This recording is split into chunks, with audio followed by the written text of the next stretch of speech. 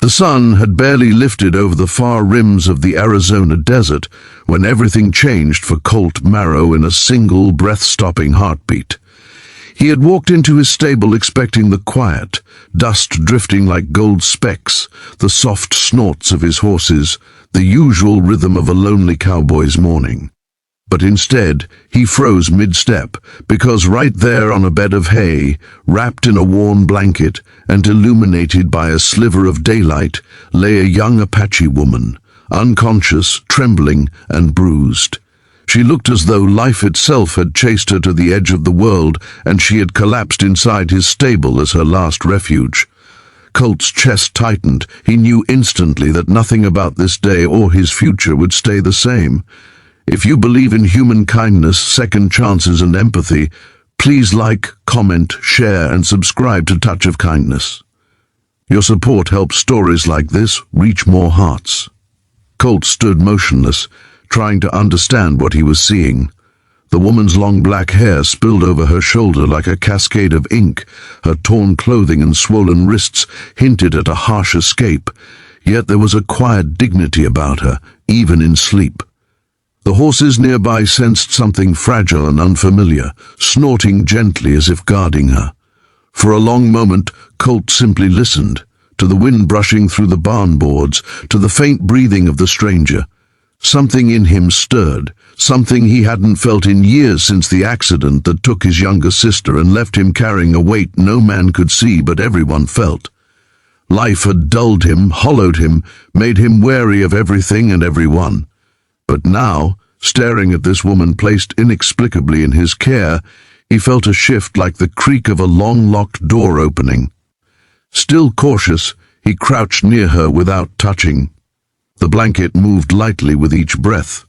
He whispered a prayer under his breath, unsure why, maybe for her, maybe for himself. Out in the open fields, the morning sun brightened, painting the desert in shades of amber and promise. Yet inside the stable, the moment felt suspended, as if the world waited for him to make a choice. As he stood to fetch water, the woman's eyelids fluttered.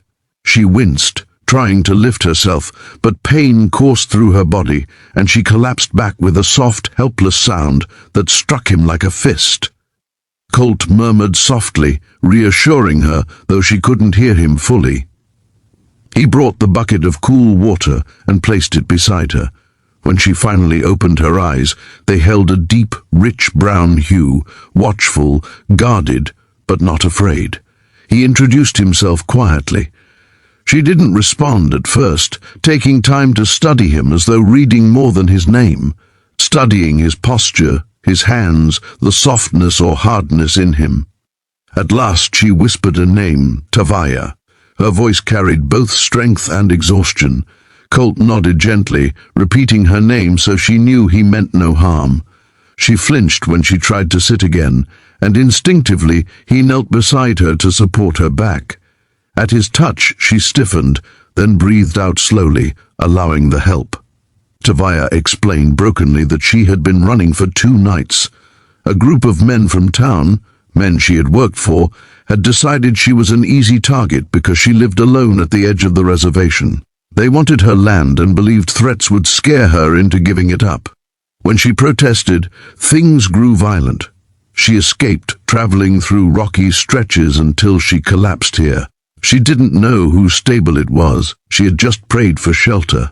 Colt's calm expression masked a storm. He felt anger rising, a rare, trembling anger. Not because she had trespassed, but because he knew the kind of men who preyed on the vulnerable. He had seen it after the tragedy of his sister. Tavaya's story pressed against wounds he thought he had buried. He helped her drink a little, then convinced her to remain inside the stable's shade while he gathered supplies from his home. When he brought a medical kit, clean cloths, and a warm meal, she had already drifted into an uneasy sleep again, as if her body had been waiting for a moment of safety to collapse completely. Colt watched her rest, noticing the way the light filtered through the wooden slats and landed on her face, like a blessing the world had withheld too long. He tended her injuries carefully. Tavia opened her eyes occasionally, each time becoming less fearful. She watched him with that deep Apache stillness, quiet, observant, spirit strong even in pain. He admired that. She reminded him of the wild desert mesas, scarred but unbroken. Over the next hours, daylight brightened into a soft afternoon. Colt brought a chair into the stable and stayed close, not hovering, just ensuring she was never afraid. He worked quietly with his horses, glancing back often. Tavia ate slowly, regaining strength piece by piece. After a long silence, she asked why he was helping her. Colt didn't answer right away. He leaned against a stall, looking out at the sunlit field. He confessed that he had once failed someone he loved, failed to protect her, failed to be present. His sister, Mira, had been only 13. He had been out on a long cattle haul the night she got trapped in a flash flood miles away. If he had been home, he believed he could have saved her. That belief had carved a scar inside him deeper than any knife. Tavia listened with the quiet empathy of someone who understood loss more than she let on. She told him that guilt was a heavy horse, one that never stopped bucking. Yet she also reminded him softly that the world didn't give signs without purpose. Maybe she ended up in his stable not by accident, but because life was offering him a chance to choose differently this time. Those words struck Colt so deeply that for a moment he had to steady himself. As the afternoon eased into early evening, Colt brought Tavia into his home so she wouldn't have to. Sleep on hay another night. His small ranch house was simple. Pine floors, sunlight drifting through cotton curtains, photos of horses and one faded picture of Mira smiling on her last birthday.